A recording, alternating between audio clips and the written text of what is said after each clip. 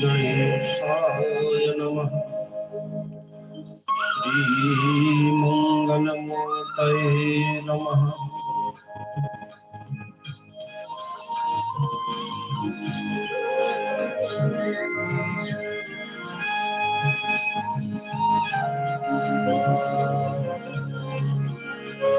गजाननं चारुविशालनेत्रम् मौञ्जीधर्ममूषकवाहनं च चतुर्भुजं चञ्चलकर्णयुग्मम् गणाधिपं गौरीसुतं नमामि।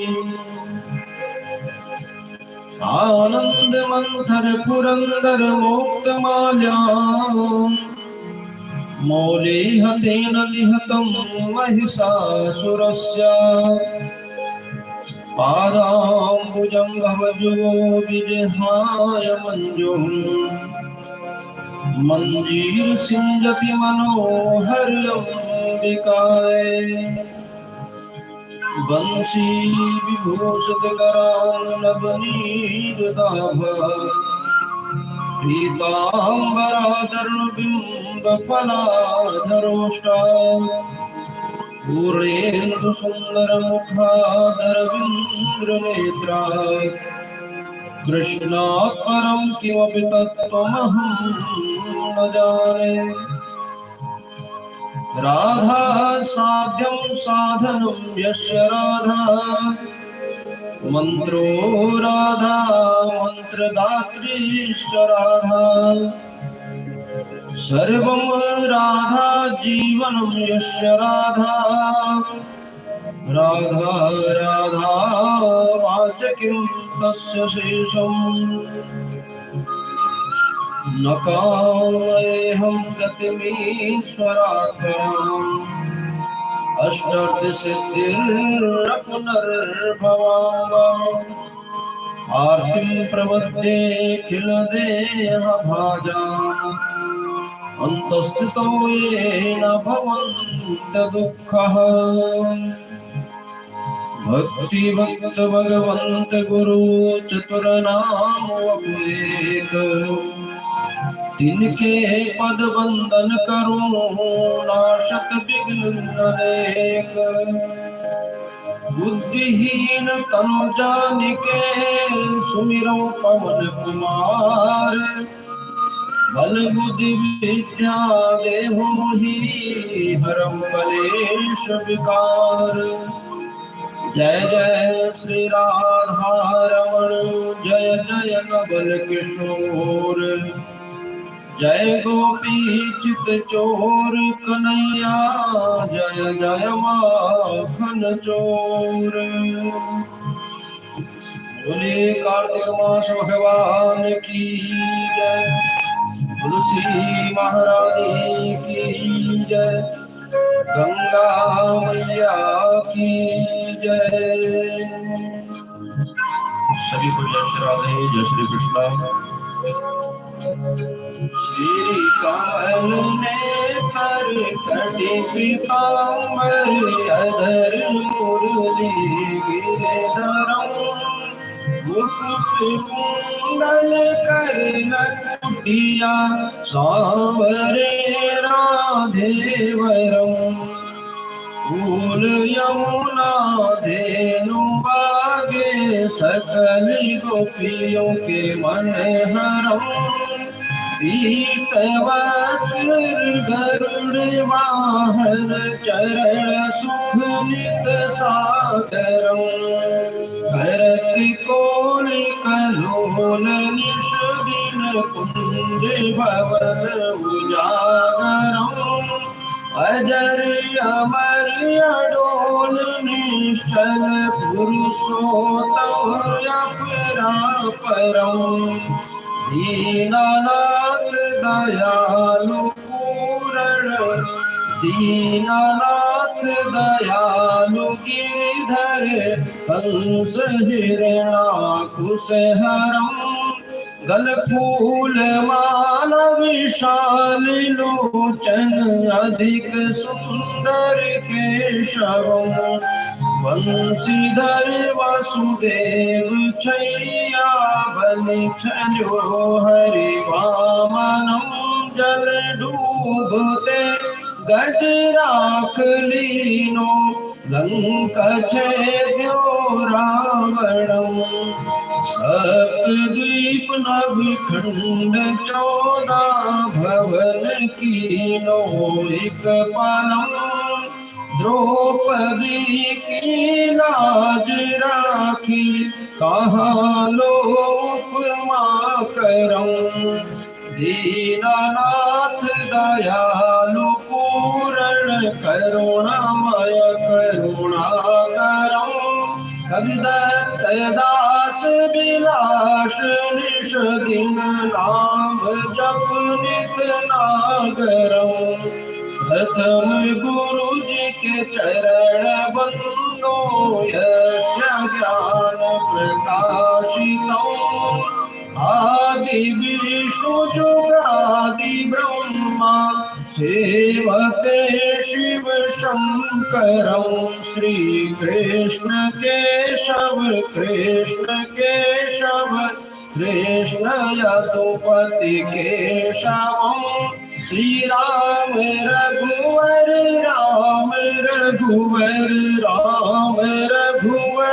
राघवं श्री राम कृष्ण गोविंद माधव वासुदेव श्री वामनं मत्स्य कच्छ वराह नरसिंह पाहि रघुपति पावनं मथुरा में केशव राय विराजे गोकुल बाल मुकुंद जी श्री वृंदावन में मदन मोहन गोपीनाथ गोविंद जी धन्य मथुरा धन्य गोकुल जहाँ श्री हरि अवतरे धन्य यमुना का नीर निर्मल बाल बाल सखावरे नवनीत नागर करत निरतत शिव विरचि मन मोहितों कालिंदी तट करत क्रीड़ा बाल अद्भुत सुंदरम ग्वाल बाल सब सखा बिराजे संग राधे भामिनी बंसी बट तट निकट यमुना मुरली की टेर सुहावनी वज्राघव रघुवंश उत्तम परम राजकुमार जी सीता के पति भगतन के गति जगत प्राण आधार जी जनक राजा पड़क राखो धनुष बाण चढ़ावही सती सीता नाम जाके श्री रामचंद्र प्रणामहि जन्म मथुरा खेल गोकुल नंद के हरि नंदनम बाल लीला पतित पावन देवकी वसुदेवकं श्री कृष्ण कलिमल हरण जाके जो भजे हरि चरण को भक्ति अपनी देहु माधव भवसागर के तरण को जगन्नाथ जगदीश स्वामी श्री बद्रीनाथ विशंभरं द्वारिका के नाथ श्रीपति केशवं प्रणमाम्यहम् श्री कृष्ण अष्टपद पढ़त निश दिन विष्णु लोक सगच्छतं श्री गुरु रामानंद अवतार स्वामी कविदत्त दास समापतम् श्री कमल नेत्र कटि पीताम्बर अधर मुरली गिरधरम् मुकुट कुंडल कर कुटिया सावरे राधे वरो सावरे राधे वरो सावरे राधे वरो। बोलिए कार्तिक मास भगवान की जय, श्री गंगा मैया की जय, तुलसी महारानी की जय। कार्तिक मास की आप सभी को हार्दिक शुभकामनाएं। भगवान सभी को स्वस्थ रखे, दीर्घायु रखे। पावन वृंदा का प्रसंग आप सभी लोग कार्तिक मास में श्रवण कर रहे हैं। नारद जी और पृथु जी का संवाद, और इसी संवाद को भगवान नारायण, भगवान द्वारिकाधीश श्री कृष्णचंद्र भगवान अपनी प्रिय पत्नी सत्यभामा जी को सुनाते हुए आगे वर्णन कर रहे हैं। नारद जी कहते हैं कि जलंधरस्तु तच्छ्रुत्वा कोपाकुलत विग्रह निर्जगामासु दैत्यानां कोटिभिः परिवारितः। नारद जी कहते हैं कि बोले जब जलंधर का दूत भगवान के शरण में गया और भगवान शिव से याचना की, अपने स्वामी जलंधर का संदेश सुनाया कि पार्वती को तुम हमें दे, तो भगवान के दिव्य शरीर से एक विकराल पुरुष प्रकट हुआ। भगवान ने उसका क्रोध शांत किया। भगवान ने कहा दूत पराधीन है।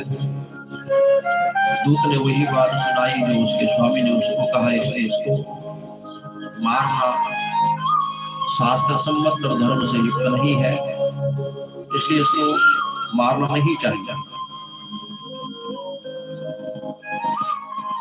उस दिव्य पुरुष ने भगवान शिव से कहा, प्रभु मुझे भूख बहुत लगी है, क्या खाऊं? तो भगवान कहते हैं काम तुम अपने ही शरीर को भक्षण कर जाओ। और भगवान शिव की उस बात को तुरंत सिरोधार्य करके उस दिव्य पुरुष ने सारा शरीर अपना हाथ पांव खा डाले, मात्र सिर ही सिर रह गया। भगवान उसकी कृत्य को देख करके और भगवान शिव की बात को तुरंत सिरोधार्य किया तो भगवान शिव बड़े प्रसन्न हुए। और भगवान शिव ने कहा कि तुम हमेशा ही मेरे द्वारपाल के रूप में कीर्तिमुख के नाम से प्रसिद्ध रहोगे, और जब तक तुम्हारी पूजा नहीं होगी तब तक मेरी पूजा भी स्वीकार्य नहीं है। इस प्रकार नारद जी कहते हैं, यह सुनकर क्रोध से कांपता शरीर वाला जलंधर, जब राहु ने सारी बात जलंधर को बताई तो करोड़ों दैत्यों के साथ शीघ्र निकल पड़ा। जाते जाते उसको शुक्र और राहु दिखाई दी और मुकुट भूमि पर गिर पड़ा। वेग के मारे वह स्वयं भी गिर गया। दैत्यों की सेना से युक्त सैकड़ों विमानों से आकाश ऐसे भर गया जैसे वर्षा ऋतु में मेघ से भर जाता है। उसके उद्योग को देखकर इंद्रादिक सब देवता अलक्षित हो शिव जी के समीप गए और प्रार्थना करते हुए कहने लगे कि न जानासि कथम स्वामिन् देवापत्तिमिमां प्रभो तदस्मद्रक्षणार्थाय जहि सागर नंदनम्। सभी देवता भगवान शिव से कहते हैं, हे प्रभु, इस जलंधर इस सागर के पुत्र से हमारी आप रक्षा कीजिए और इसको आप शीघ्र से शीघ्र मार डालिए। देवताओं के वचन सुनकर भगवान शिव जी हंसकर महाविष्णु भगवान को बुलाकर कहते हैं कि जलंधर कथम विष्णु हतः संगरे त्वया तद्गृहं चाप्यातोषि त्यक्त्वा वैकुंठमात्मनः। भगवान विष्णु से कहते हैं, हे विष्णु, आपने संग्राम में जलंधर को क्यों नहीं मारा? मारने तो आप गए थे, बल्कि उल्टा अपना स्थान वैकुंठ छोड़ करके और लक्ष्मी जी के सहित वहीं पर ही निवास करना शुरू कर दिया। भगवान विष्णु कहते हैं, वे तुम्हारे अंश से उत्पन्न हुआ इसलिए, तथा लक्ष्मी का भाई है इस कारण उसको संग्राम में नहीं मारा, और ब्रह्मा जी के आशीर्वाद के अनुसार वो आपके द्वारा ही वध्य है।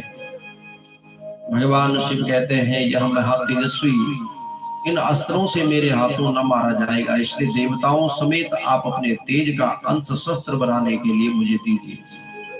नारद जी कहते हैं, अथा विष्णु मुखा देवः स्वती जानसी ददुस्तरा तान्येक्यमनगमनशो दृष्ट्वा संचार मुचन महा। नारद जी कहते हैं, हे महाराज प्रभु, इसके बाद विष्णु आदि सब देवताओं ने अपना अपना तेज दिया, वे सब इकट्ठा हो गए। यह देखकर भगवान शिव ने अपना भी तेज छोड़ा। शिव जी ने उस तेज के समूह ज्वालाओं की माला से अति भयंकर एक अति उत्तम सुदर्शन चक्र बनाया। उनमें से जो कुछ तेज बचा रहा, उससे इंद्र ने वज्र इत्यादि बनाया। करोड़ों हाथी, घोड़े, रथ तथा पियादों से युक्त जलंधर को शिवजी ने कैलाश पर्वत के समीप की भूमि में देखा। उसको देखते ही सब देवता जैसे आए थे वैसे ही छिप छिप के चले गए, क्योंकि उसका भय, उसका डर सबको बड़ा भयंकर था। शिवगण अति शीघ्रता से युद्ध के लिए संग्राम में उतर गए। तदंतर शिवजी की आज्ञा से नंदी, गणेश, स्वामी कार्तिकेय आदि गण युद्ध के लिए दुर्मद हो कैलाश से शीघ्र उतर पड़े। ततः समभूत युद्धम कैलाशोत्पत्त्यकः भुवि प्रथमाधिपत्यैत्यानां घोरं शस्त्रास्त्र संचलम्। तदंतर कैलाश के समीप की भूमि में शिव और दैत्यों में शस्त्रों से घोर संग्राम होना प्रारंभ हो गया। वीरों को आनंद देने वाली भेरी, मृदंग और शंख, हाथी, घोड़े, रथ, इनके शब्दों से नादित पृथ्वी कांपने लग गई। शक्ति, तोमर, बाणों के समूह, मूसल, पास, पट्टिश आदि शस्त्रों से व्याप्त आकाश ऐसा शोभायमान हुआ मानो उल्काओं से आच्छादित हो। मारे हुए जो हाथी, घोड़े, रथ थे, उनसे भूमि ऐसी शोभित हो रही थी मानो गिराए गए पर्वतों के शिखरों के खंड से आच्छादित हो रही हो।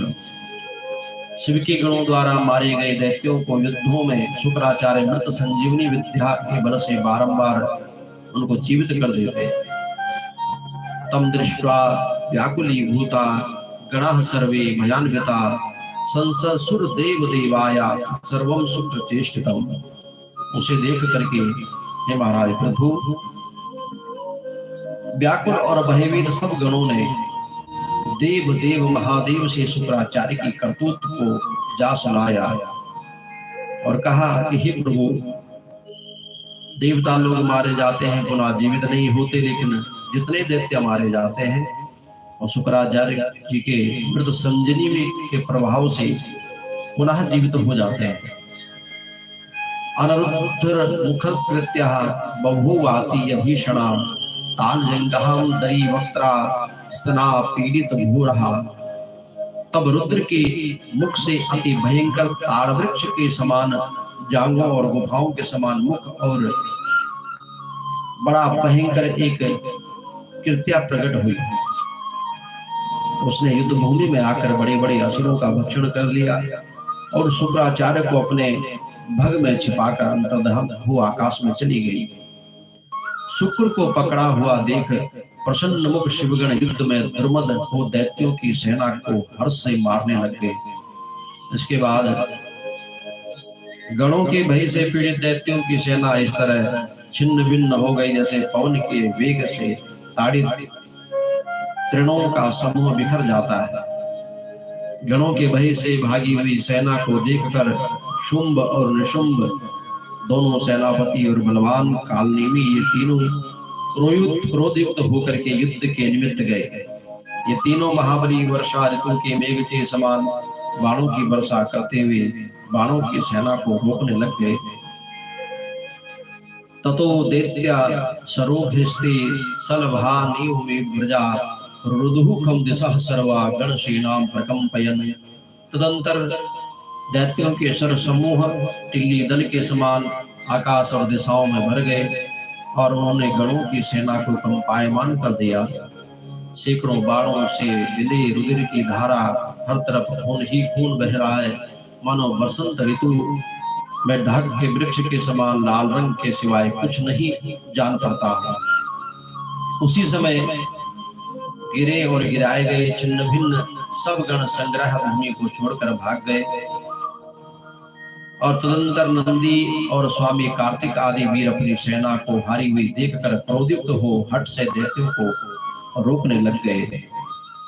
नारद जी कहते हैं, ते गणाधिपतीन दृष्ट्वा नंदी प्रमुख षण्मुखान युद्धाया दानवचा। वे दैत्य नंदी गणेश और कार्तिकेय इत्यादि गणों को देखकर क्रोध से द्वंद्व युद्ध के लिए दौड़ पड़े। फिर क्या था, कालनेमी दैत्य नंदी से, शुंभ गणेश जी से, निशुंभ स्वामी कार्तिकेय जी से लड़ने के लिए कवच धारण कर युद्ध करने को वेग से दौड़ आए। निशुंभ ने अपनी 5 बाणों से स्वामी कार्तिकेय के मयूर को वेग से हृदय में बेंध दिया और मूर्छित होकर के जमीन पर गिर पड़ा।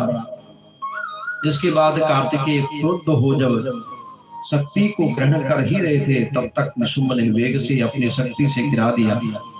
तदंतर नंदी ने बाणों के समूह से कालनेमी को बेधा और 7 बाणों से घोड़ों को तथा पताकों को धनुष से काट डाला। कालनेमी भी क्रुद्ध होकर नंदी का धनुष काटा। तब उस बलवान ने उस धनुष को त्याग कर कालनेमी की छाती में शूल मारा। शूल से भेदन किए गए हृदय वाला और मारे गए घोड़ा और सारथी वाला कालनेमी पर्वत के शिखर उखाड़ कर उससे नंदी के ऊपर गिरा दिया। मूसकः सर्विन्नांग चलंतिम स्वसाकः लंबोदरा समुत्तीर्या पदातीर भुवनृपः। हे राजन, बाणों से विदीर्ण अंग वाला मूसा चल नहीं सका।